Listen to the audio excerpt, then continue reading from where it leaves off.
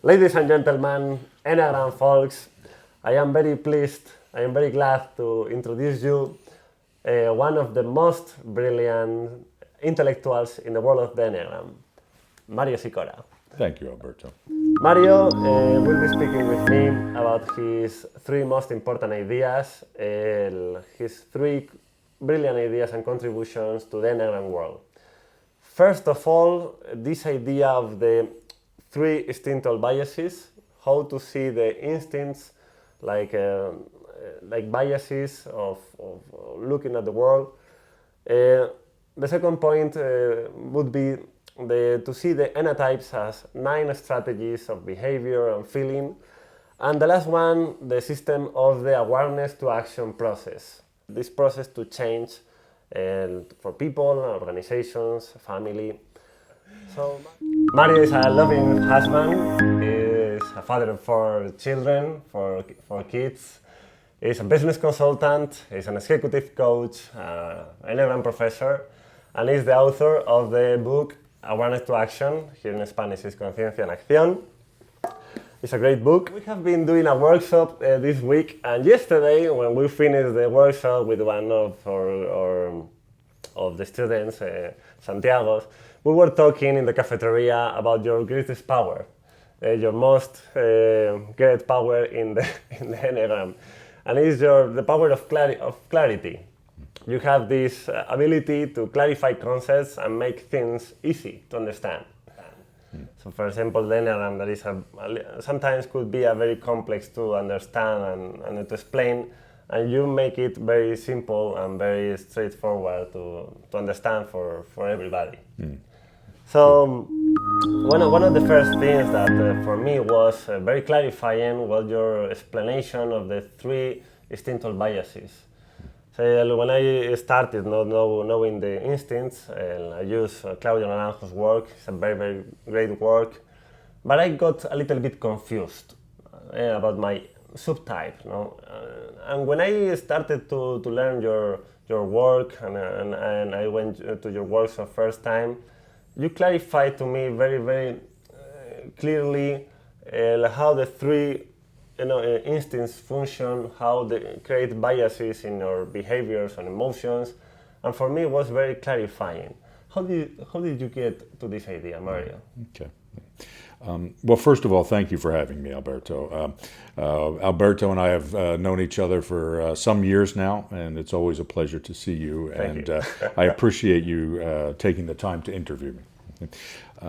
With the instinctual biases, I ran into a similar problem. I work with clients who are business executives, and number one, they don't have a lot of time and they have a lot on their mind. So when I work with them, I have to keep ideas as clear and simple as possible without losing the depth and richness, right? So it's one thing to make something simple, it's another thing to make it simplistic, where it's superficial or not very useful.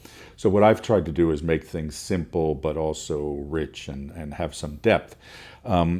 With the instinctual biases, again, like you, I ran into some problems with some of the ideas not feeling completely accurate. They just weren't clear to me, or they didn't seem to resonate consistently across people that I was observing. The other issue was that I was talking with a friend of mine who's a scientist about the concept underlying the instincts as it was taught then. And what he pointed out to me is that the ideas among typical Enneagram teachers around the 3 instincts is kind of an old and outdated idea. For example, we don't just have 3 instincts, right?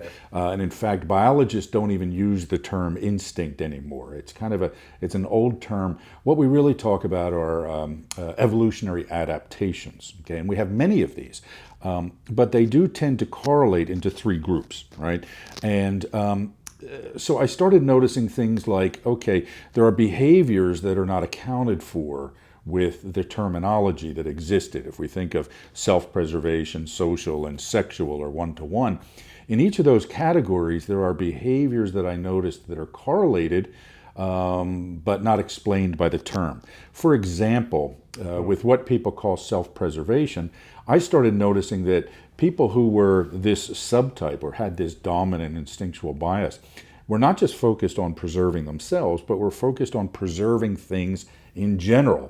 There was this habitual need to keep things as they are, to save them, to hold on to them, to embrace traditions, to resist change. Okay, so I started to see it's not just self-preservation; it's preserving. Right, it's a behavior. Also, I tend to use verbs. Right, I prefer to use verbs, preserving rather than self-preservation, because this is about behaviors that people do. Yes, right? This is how we understand it. Now, with the it's a tendency, a tendency, absolutely, it's this impulse or a series of impulses and drives that help us meet our fundamental needs. So, the second category most people call social, I came to understand as navigating. The term social always troubled me. I am a social subtype myself, but I'm not a very social person. Okay, I like people, I find them interesting, but I'm not the life of the party. I don't want to be around people all the time. I like my privacy, but I like to observe people. I like to understand people. So as I stepped back and started to observe people, and I started to learn more about evolutionary biology, I started to realize that what's really happening here is that it's a cluster of impulses that help us orient to the group, to help us navigate group dynamics. It's not to be socially to be sociable. The difference, no? Yeah. Sociable, social, in the sense, social to navigate, to want to understand people, how they behave. Exactly. It's more about understanding people than it is interacting with them. Okay, the interaction is part of it, but it's really about understanding them, tracking people, okay, Exactly. paying attention, understanding. It's a great point. Yes, it's it's a very important distinction. It happens for the navigating five, for example. Exactly. So tell me what you mean by that with the navigating five. No, they want to detach, to be free, to have autonomy, but also are very interested in how people behave, the social dynamics of groups, family, places. Exactly. They love to travel and see. Yeah. And they don't interact, but they Exactly. No, but this is what I learned with you. Yes, well. But it makes me very clear for me, because I have two friends that are navigating fives, and I could understand perfectly this. So you see it in action, right? Conflict. Exactly. So once you have the idea, you see it in action. And the way I actually think of the navigating domain, navigators are kind of like anthropologists, right? Yes. Who are studying people, okay? Who are collecting information. Absolutely. Me, I like this. I totally agree. I always like navigating social. I am always learning about psychology, how people. Yes. Exactly. I like a lot when you talk in the first workshop.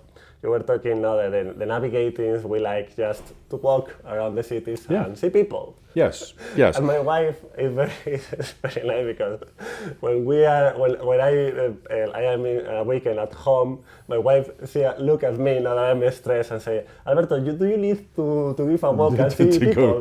Right. If you want, let's go to see the people in the street. Right. It's like this. It's fine. It made me happy to know what is happening in my neighborhood. Exactly right. There's this need to understand, to stay in touch, to keep up on all the information, right? So she brought me like a dog to see people. No, instead of to go to the park with the dog, to go to the street. Look at me. So with the third domain, what other people call the sexual subtype or the one-to-one subtype, again, I started noticing that there were behaviors that were not described by other authors. For example, this tendency to be kind of like a peacock, to be on display, to wear more colorful clothes, to sparkle a bit more, to be more extroverted. This is important. Okay, and so it's not just about sex, and it's certainly not just about one-on-one relationships, right? That's part of it, but again, it's only a slice of this broader domain, which is about taking something of me and transmitting it to other people, okay? Whether it's my ideas, whether it's the things I create, whether it's my values, okay? We want to transmit these things to other people. It's great. The concept is you talk very clearly, and the concept like this is very understandable. Yes. Perfect. Good. Good. Next question, Mario. So this is your idea, how you clarify the three instinctual biases. Bueno, can you explain the concept bias? Yeah, so I call it a bias because a bias means a tendency to move one direction. Okay, it's like we just tend to go this way. And so with these instinctual biases, it's a tendency to just kind of move this direction or be compelled this direction. So the way I think about it, so a bias is a preference, right? And it's not a conscious preference, it's an unconscious preference. And so the way I think about these three domains is that we have an unconscious or non-conscious bias towards one of them. We think it's more important for some reason. Maybe it's in our genes, I don't know, but we just tend to think, this domain is more important than the other domains. So because it feels more important, it feels more satisfying, I just tend to pay more attention to it. And I lean toward it, and I attend to those things more than the other two. Perfect. So the bias would be like a global perception, like the crystals of your lens, that makes exactly right. Perceive the world in a direction. Exactly right. It becomes a lens through, almost like a set of blinders, like you put on the horse so it doesn't see what's over here. Same thing happens with the instinctual bias, is that we just tend to see this area more than we see the other two. And we act out in that area more than the other two. Your first necessity, your first desire, and when you don't have it, you feel bad. Exactly right. I think of it as a system of values, right? Not ethical values or moral values, but things that I place value on, right? I think this is more important. You and I, as navigators, both think navigating things are important. We've talked and realized that our wives are both preservers. They place more importance on those things, right? So home. Exactly, right? Things having to do with the nest, feathering the nest, and keeping people safe and warm and comfortable. All of these things are really important in life, but you and I don't place as much value on those, and they don't place as much importance on the things that we value. Okay, so it's really about systems of values that and focuses of attention. Very well. Now let's go to the core strategies.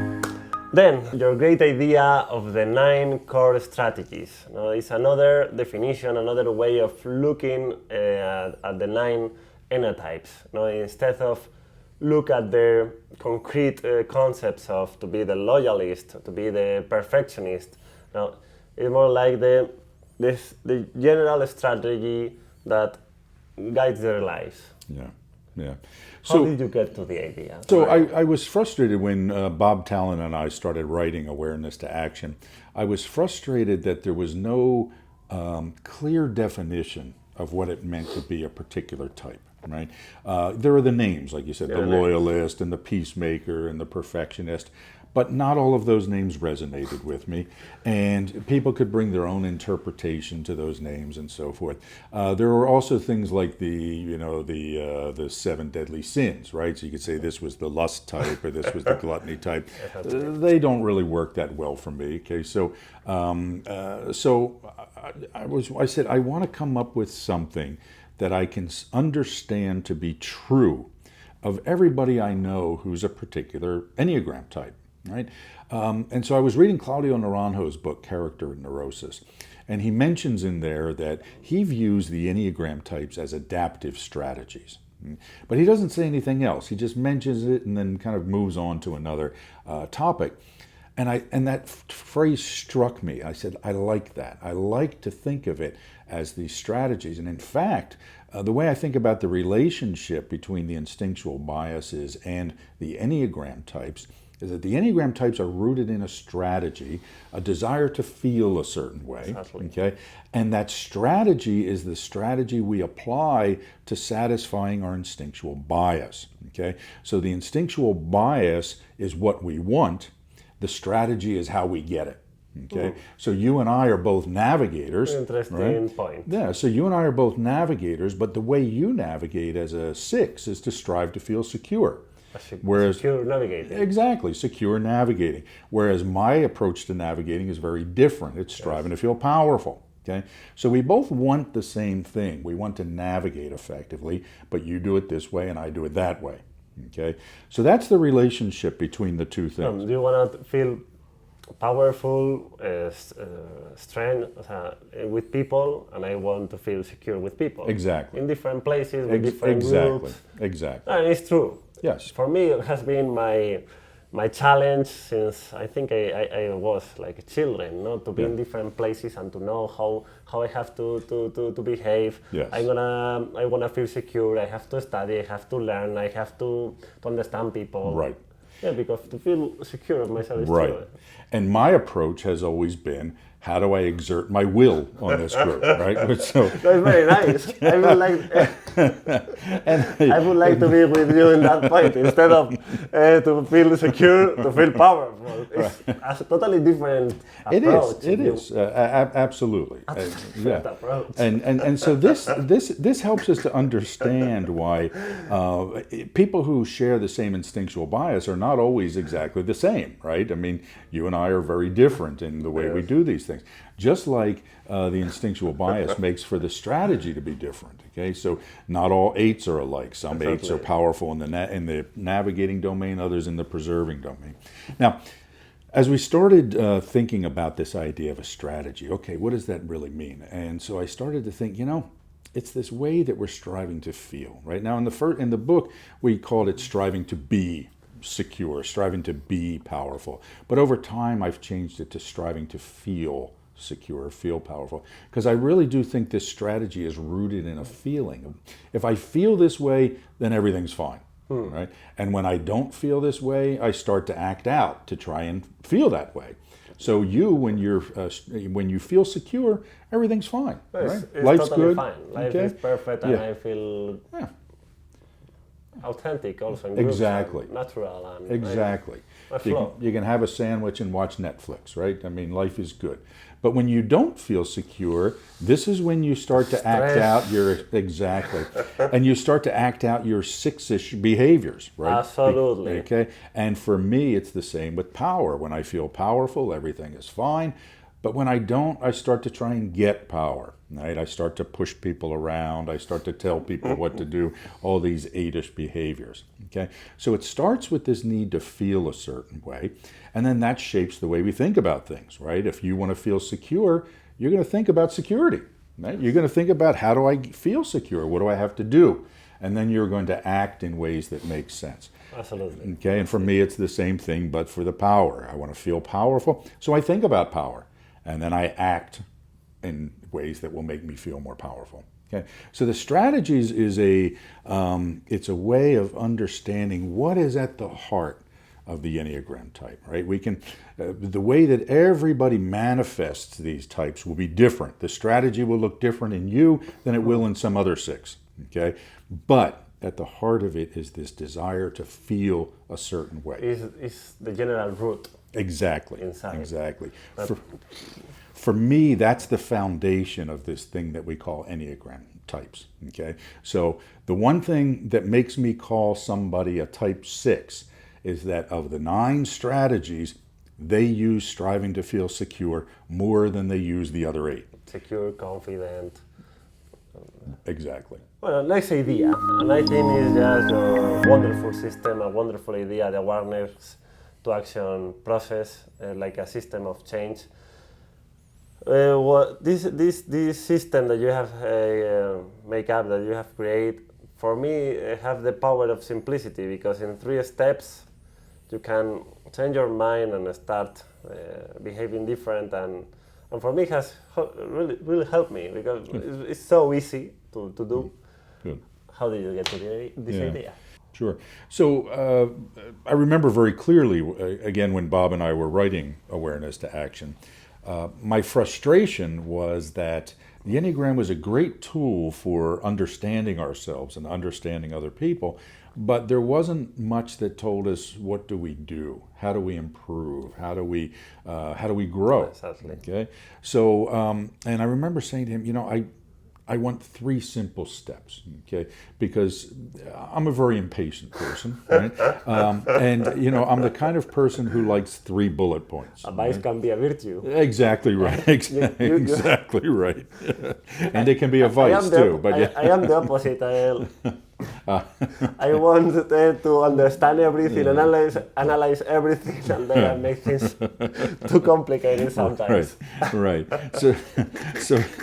So for me, I want to understand it, but then I want to make it simple, right? And so I remember saying to Bob, I want 3 simple steps for how to grow. And so I was reading Naranjo's book, and I was reading Sandra Maitre's book, The Spiritual Dimension of the Enneagram, and they both talk about how the inner triangle of the Enneagram, points 9, 3, and 6, represent how we go to sleep to ourselves. Okay? Uh-huh. And so I started to think, well, if that's how we go to sleep, maybe we just reverse the process, and that's how we wake up. Yes. Okay? So, again, very simple, right? It's obvious. It's obvious. Why didn't everybody think of it, right?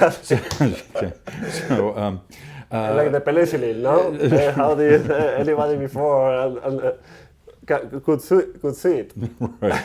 So I started playing around with it, and we realized that whereas we go to sleep through this process of functioning on autopilot and having uncertainty and creating narratives, that we could wake up by, number 1, paying attention, okay?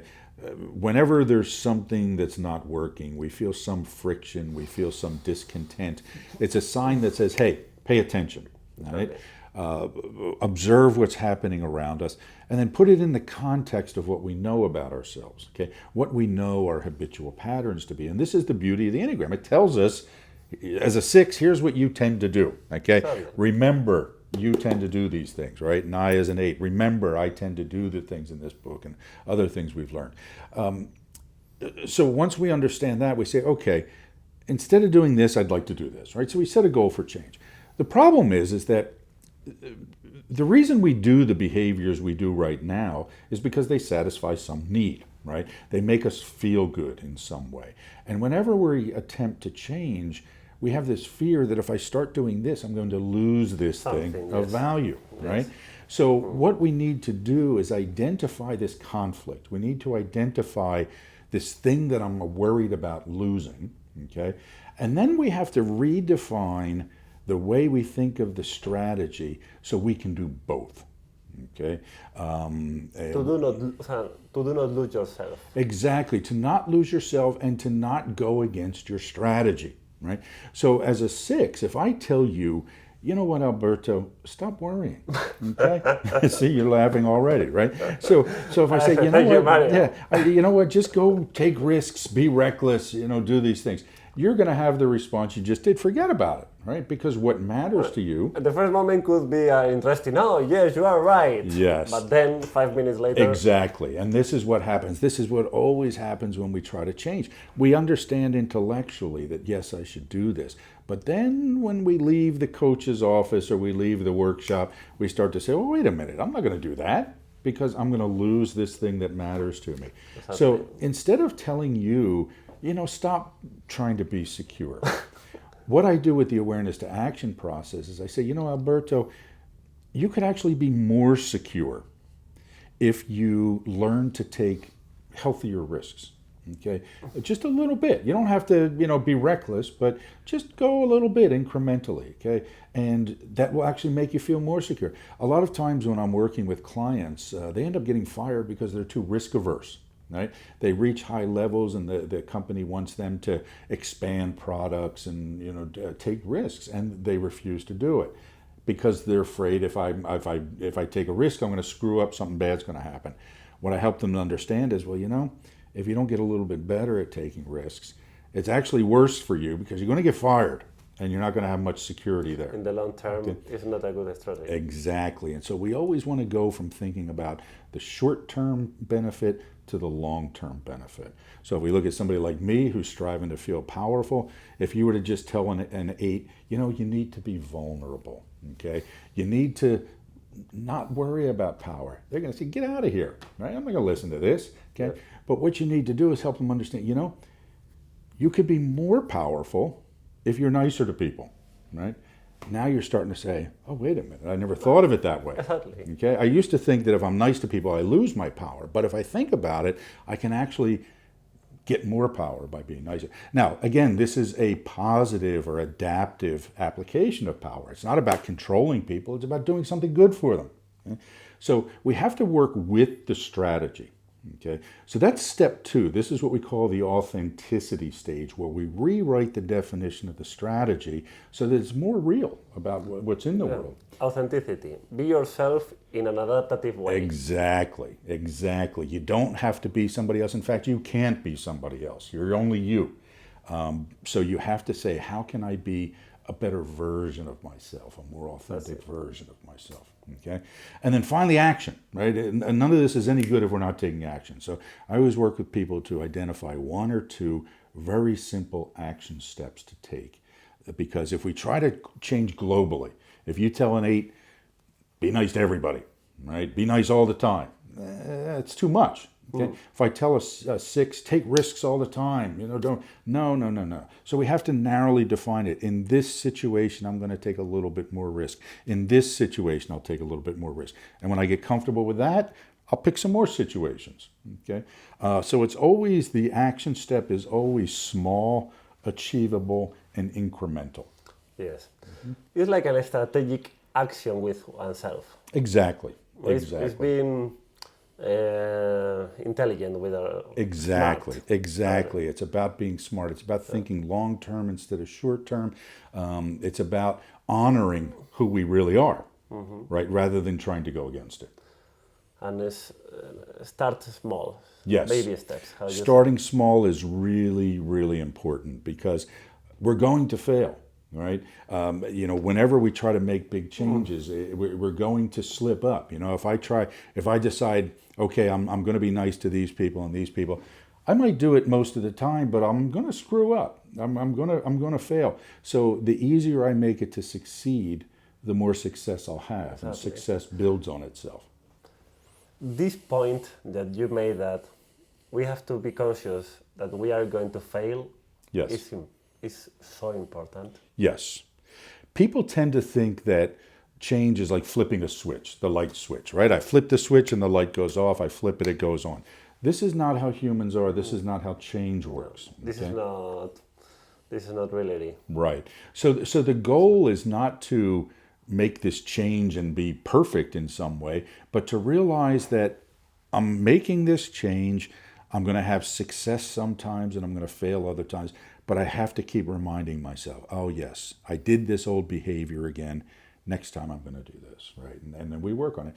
And over time, it becomes more habitual, and we have greater success in our attempts to change. Great. Good. Yeah. Simply, yes. Straightforward, clarifying, good, powerful.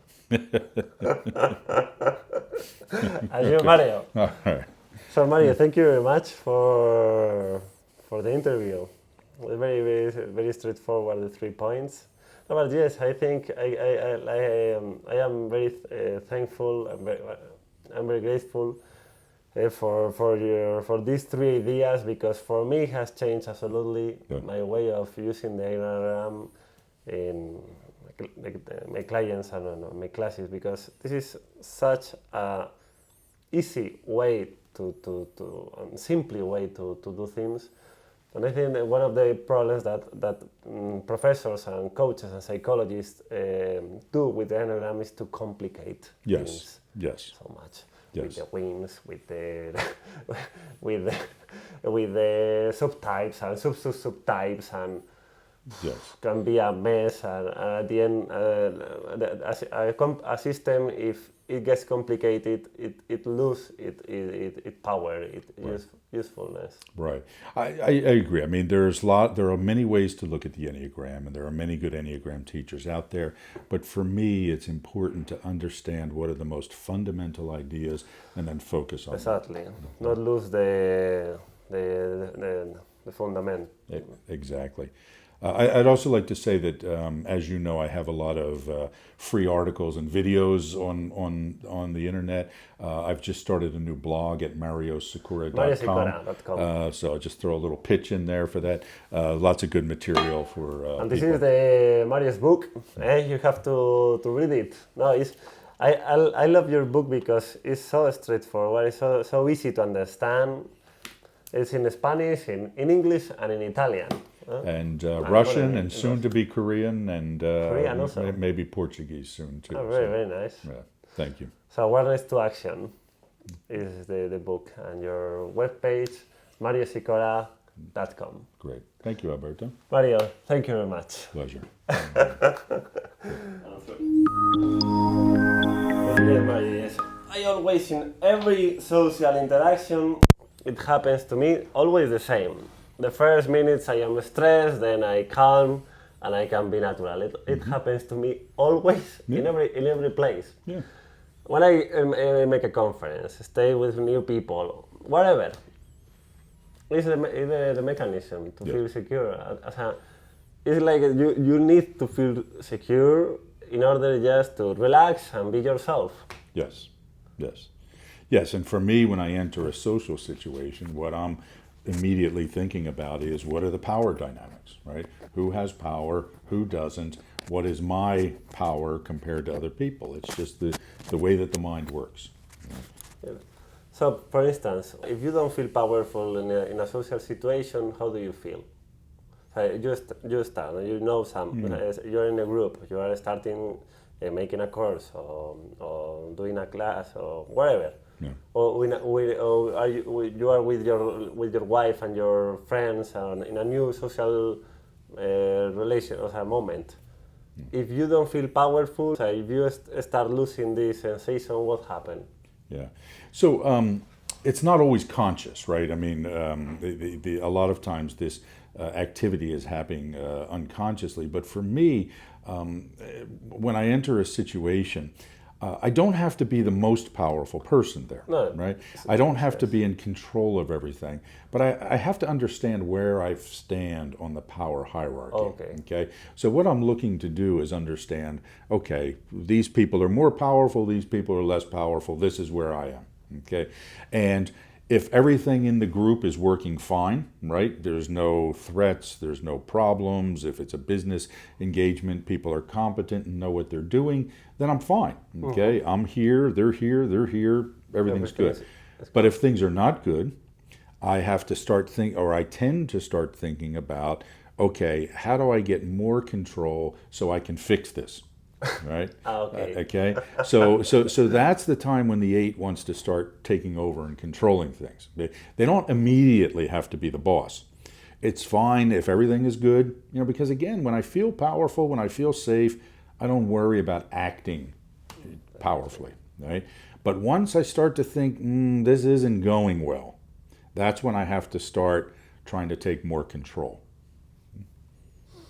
See, it's perfectly explained. Yeah. The 8 is a number, it's very misunderstood. Absolutely. People think 8s always want to be the boss, and not necessarily. It's not like this. Exactly.